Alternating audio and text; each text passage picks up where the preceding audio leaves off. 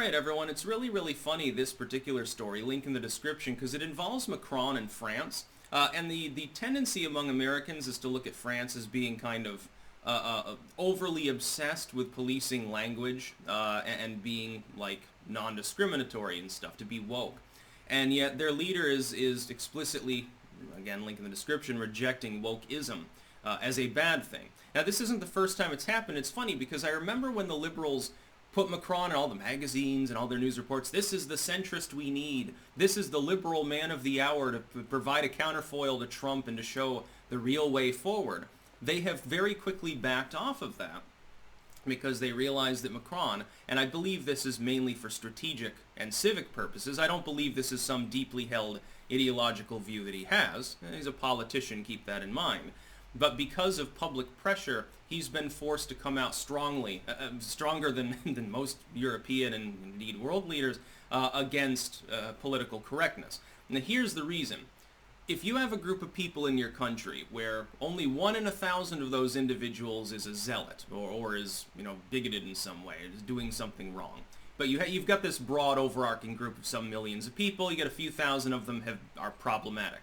The problem is if you have like blasphemy laws, for example, as you have in some countries, the same blasphemy law that protects a liberal Christian or Muslim or something from being offended also applies to a zealot.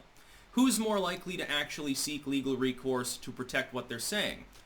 Someone who doesn't really give that big a shit, or a zealot?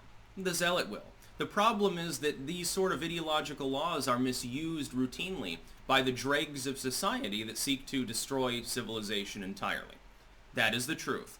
France has recognized this. The liberals held him up on a pedestal, but now they have to reckon with the fact that they created their own monster, with Macron, so to speak. Again, not for deep-seated ideological reasons, simply for civic ones. He wants to be in that position longer. Doesn't want to get kicked aside. Imagine if he came out and said, well, fuck Charlie Hebdo, yeah, they kind of deserved it for pissing people off. I'd get kicked to the side. He did the Gilets Jaunes sort of thing, that would seem tame by comparison. Paris would be repulsed with riots in the 6, maybe 7-figure range, and he'd end up resigning in disgrace in all likelihood. That's the reason why he's doing that. It also shows there's an uprising. I think it's still a minority, but it's growing within Europe. At least this is my conception of it, and being at the moment in part of Europe, one of the main parts of Europe, Amsterdam, it seems there's a huge backlash against political correctness. I think there's a low-key anti-politically correct culture anyway, like all over the Amsterdam, for example. There's graffiti, there's fucking stickers posted on every flat surface, basically, that's not residential, and sometimes even there. You'll see all sorts of crazy shit, like, band names that are deliberately antagonistic, and I read just enough Dutch to sort of get what the idea is. Politically extreme stickers and stuff like that, communists, sometimes what appears to be maybe nationalistic movements, and stuff like that. It's all over the place. Oddly enough, you don't really see that sort of outward expression in the U.S. quite as much. In all honesty, it may be like on YouTube or something like that. You definitely get it from the American quarter. But as far as open displays, look at COVID. Here's another example. Europeans got so used to rioting every time their soccer team won or lost. Oh, sorry, now that I'm on this side of the Atlantic, I have to say football again.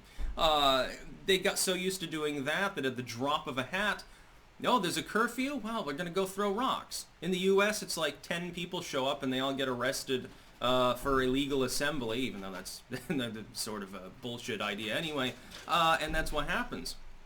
Very, very interesting, actually, overall. But yeah, they've begun to stand up, I think, more and more against the wokeism. You got to understand, it's not like a right-wing thing either.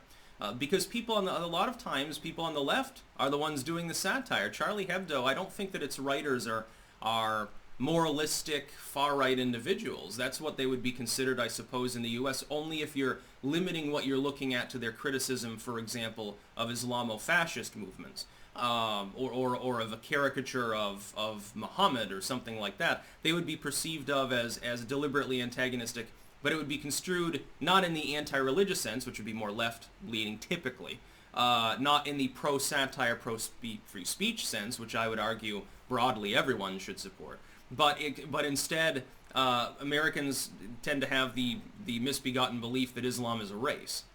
I've seen this mistake been made so many fucking goddamn times. Like, they think of Islam and they think of Arabia or something. Oh, by God, most of the Muslims in the world aren't even in the Middle East. These people are geographically illiterate. And it's always funny to see. It's like saying Christianity is a Western religion when it spawned in the Levant. It spawned in the Mediterranean basin.